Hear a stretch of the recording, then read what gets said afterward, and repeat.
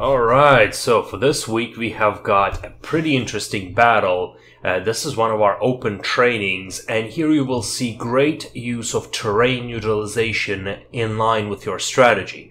In any competitive game, the first thing you need to do is to establish your strategy, and after establishing for exactly 25 minutes, yes, I'm not kidding, the talking about it took hell of a lot longer than the actual game.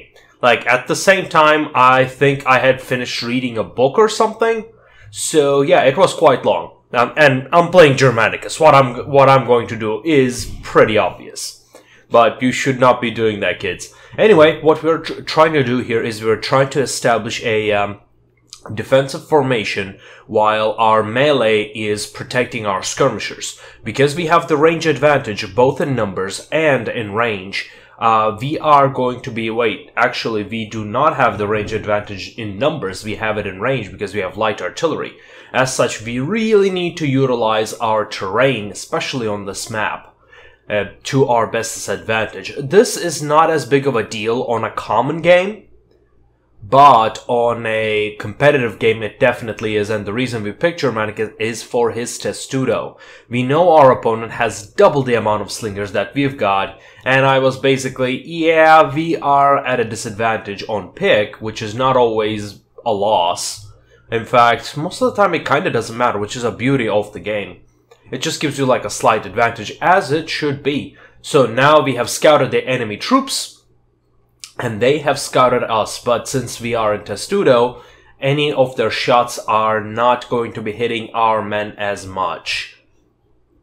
This is a pretty big factor because our shots will be hitting them perfectly in the face, and the light artillery with the Germanicus testudo, yeah, it doesn't matter. As such, they are still going to be receiving damage, and to break that testudo, they are sending in their men into the woods. Now, here's an important situation. We send our spearmen to intercept their infantry. Infantry, the Roman infantry, is medium, which means they will be taking debuffs within the woods.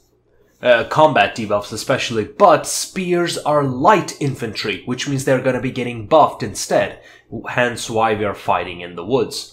And the light artillery, the beauty of light artillery is that they continue shooting without any changes in their fire rate, no matter their numbers, unless it is under 3. And that's why the testudo comes in. Now you see quite a bit of a chaos over here.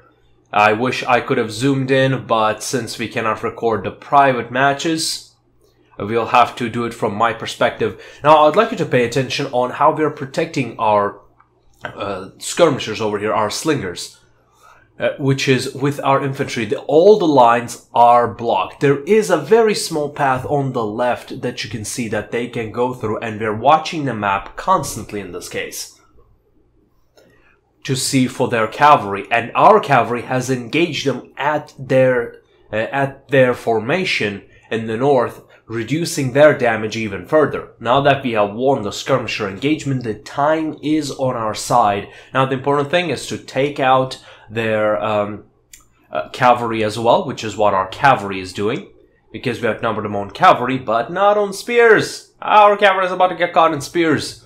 But since we have the vengeance and superior infantry in the woods, we are able to push them away.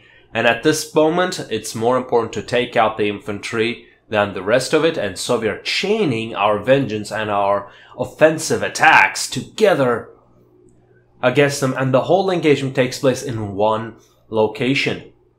Now, this is very important because, especially in a large map like Passage of Augustus, moving together or spread is always going to be a question.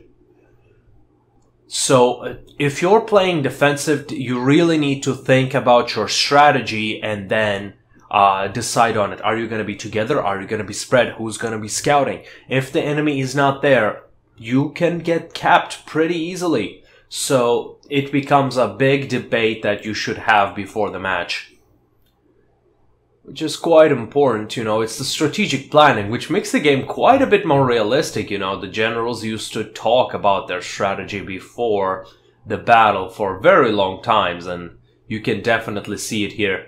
While the most kind of other generals are like, I know what I'm have to do. And not that I know what I'm doing, obviously. I'm just gonna kind of sit this one out, read a book, take a nap. That's usually me, because I'm too lazy. But you can see us performing very well. Our cavalry teams have performed quite admirably. And Soviet beat their infantry forces.